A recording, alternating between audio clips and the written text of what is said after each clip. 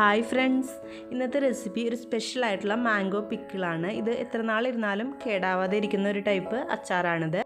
ഒരു വർഷം വരേക്ക് ഇത് കേടാവാതെ ഇരിക്കും. അപ്പോൾ ഇതെങ്ങനെ റെഡിയാക്കി എടുക്കണേ നമുക്ക് നോക്കാം.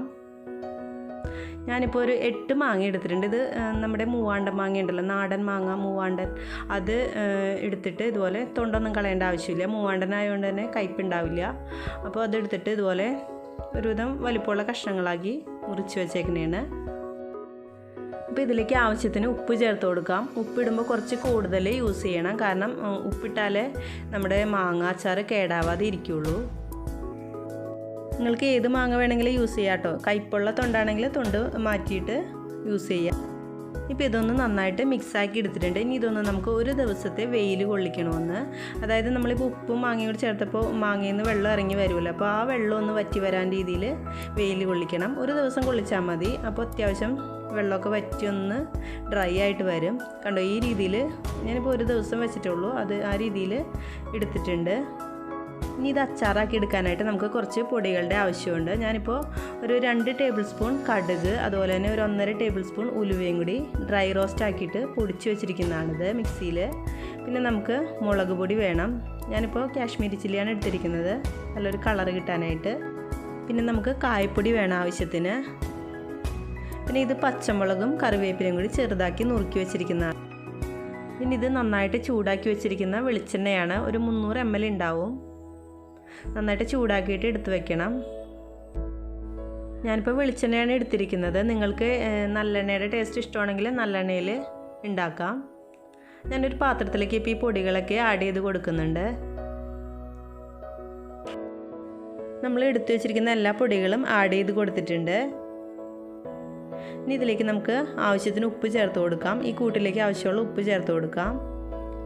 ഉപ്പ് എപ്പോഴും അച്ചാറൊക്കെ ഉണ്ടാക്കുമ്പോൾ കുറച്ച് മുന്നിട്ട് നിൽക്കണം. നന്നായിട്ട് മിക്സ് ആക്കിയിട്ട് നമുക്കിതിലേക്ക് നമ്മൾ എടുത്ത് വെച്ചിരിക്കുന്ന എണ്ണ ചേർത്ത് കൊടുക്കാം. വെളിച്ചെണ്ണ നന്നായിട്ട് ചൂടാക്കിയിട്ട് യോജിപ്പിച്ച് കൊടുക്കണം. ഈ ചൂടാക്കി എടുക്കുമ്പോൾ എണ്ണയുടെ ഒരു കനപ്പൊക്കെ മാറുകയും ചെയ്യും, അതുപോലെ തന്നെ പൂപ്പൽ പിടിക്കുകയില്ല.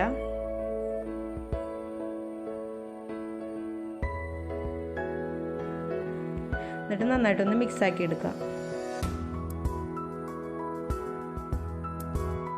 നന്നായിട്ടൊന്ന് മിക്സാക്കി കൊടുത്ത ശേഷം നമുക്കിതിലേക്ക് പച്ചമുളകും കറിവേപ്പിലയും കൂടി ഇട്ട് കൊടുക്കാം. ഇനി ഇതിലേക്ക് നിങ്ങൾക്ക് ഇഞ്ചിയും അതുപോലെ തന്നെ വെളുത്തുള്ളിയൊക്കെ വേണമെങ്കിൽ ആഡ് ചെയ്ത് കൊടുക്കാം. ഇനി ഈ കൂട്ടിലേക്ക് നമ്മൾ എടുത്ത് വെച്ചിരിക്കുന്ന മാങ്ങ ഇട്ട് കൊടുക്കാം. എന്നിട്ട് നന്നായിട്ടൊന്ന് മിക്സാക്കി എടുത്താൽ നമ്മുടെ അച്ചാർ റെഡിയാവും. എണ്ണ പോരുന്നുണ്ടെങ്കിൽ കുറച്ചുകൂടി എണ്ണ ചേർത്ത് കൊടുക്കണം. പിന്നെ ഈ അച്ചാറൊക്കെ ഉണ്ടാക്കുമ്പോൾ ശ്രദ്ധിക്കേണ്ട കാര്യം, ഒട്ടും തന്നെ വെള്ളത്തിൻ്റെ അംശം പാടില്ല. നമ്മൾ ഉണ്ടാക്കുന്ന പാത്രങ്ങളിലായാലും അതുപോലെ തന്നെ നമ്മൾ സൂക്ഷിച്ച് വയ്ക്കുന്ന കുപ്പിയിലായാലും ഭരണിയിലൊക്കെ ആയാലും ഒട്ടും തന്നെ വെള്ളത്തിൻ്റെ അംശം പാടില്ല.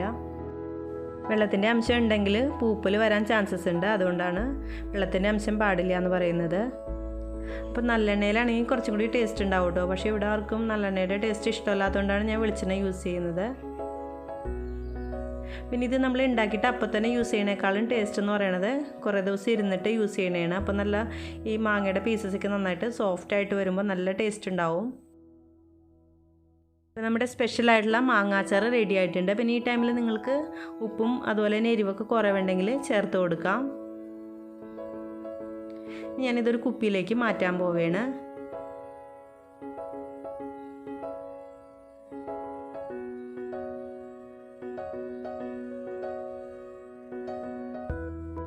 നിങ്ങൾക്ക് ഈ അച്ചാർ ഇപ്പോൾ കുറേ നാൾ ഇരിക്കണമെന്നാണെങ്കിൽ ഞാനിപ്പോൾ ചെയ്യുന്ന രീതിയിൽ തന്നെ റെഡിയാക്കി എടുക്കാനായിട്ടൊന്ന് ശ്രദ്ധിക്കണം.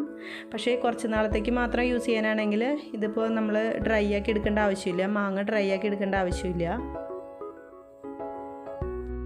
നമ്മുടെ നല്ല ടേസ്റ്റി ആയിട്ടുള്ള മാങ്ങ അച്ചാർ റെഡി ആയിട്ടുണ്ട്. അപ്പോൾ നിങ്ങളെല്ലാവരും ഒന്ന് മാങ്ങ സീസൺ കഴിയുന്നതിന് മുമ്പ് ഇതൊന്ന് ഉണ്ടാക്കി നോക്കണം. പിന്നെ വീഡിയോ ഇഷ്ടപ്പെട്ടെങ്കിൽ ലൈക്ക് ചെയ്യാനും അതുപോലെ സബ്സ്ക്രൈബ് ചെയ്യാത്തവരാണെങ്കിൽ സബ്സ്ക്രൈബ് ചെയ്യാനും മറക്കരുത്. താങ്ക്